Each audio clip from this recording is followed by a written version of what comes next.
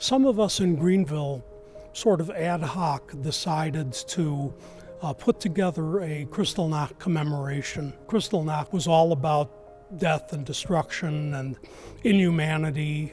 What would it be like if we, for the 75th, spun Kristallnacht on its axis and used it as a celebration of humanity, of the limitless potential for good that human beings still have despite things like the Holocaust?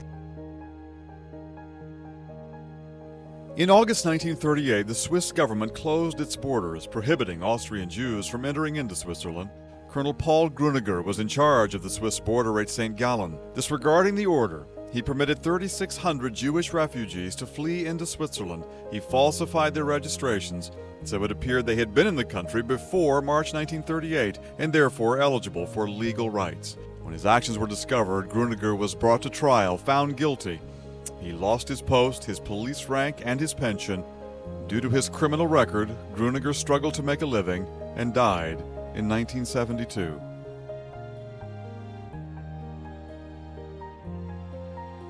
"50 years after the war and 23 years after his death, the Swiss government reopened his case, absolving Paul Grüniger of all charges." These are the people who, at altruistic peril, saved lives of Jews, babies, adults, elderly people, and certainly would have been killed instantly had they ever been found out. And there are incredibly heroic stories of plain, everyday people, I mean farmers and just street workers who took Jewish kids into their home. For example, if you can think about Schindler's List and think about the righteous Gentiles that did very good work, simply because they knew that's what they had to do, or believed that what was going on was really wrong. In October 1940, the Germans called for the establishment of a ghetto in Warsaw. 400,000 Jews were forced to live in 1.3 square miles. Horrified by the Germans' persecution of the Jews, a group of Polish citizens formed an underground organization called Zagota, the Council for the Aid of the Jews. Irina Sendler was head of Zagota's Children's Bureau. Irina received permission to work in the Warsaw Ghetto as a plumbing and sewer specialist and began smuggling children out.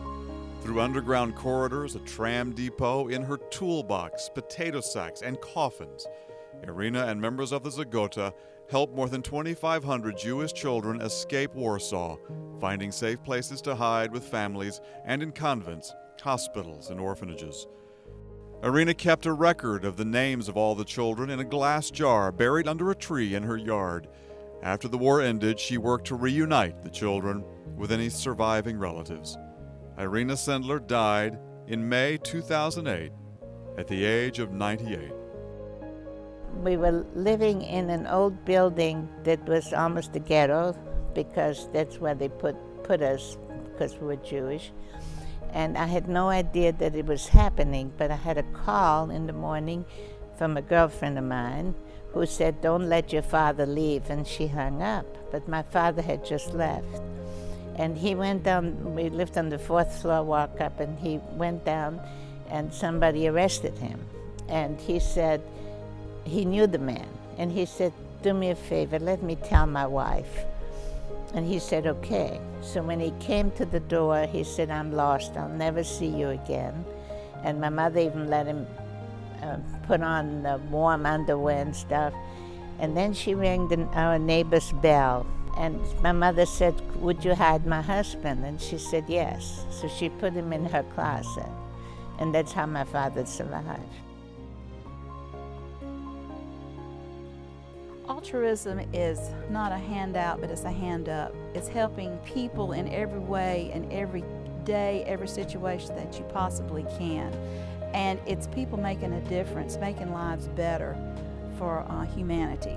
The one thing that I've always loved about Greenville is the people, and watching the community always reach out and help their fellow man. It was thought of being just a a single event or maybe a couple of events over a weekend. You're trying to tell a story of what the righteous Gentiles did to help the Jews and others. It needs to be bigger. And so it became the Year of Altruism. The idea is that this single action by a righteous person led to saving of a particular life that blossomed into a tree, into a family, and carried on, that would not have occurred if this righteous person hadn't stepped forward and risked to help somebody get away from the inhumanity that was going on. The Year of Altruism shines the spotlight on heroes of the past and present in order to inspire the future.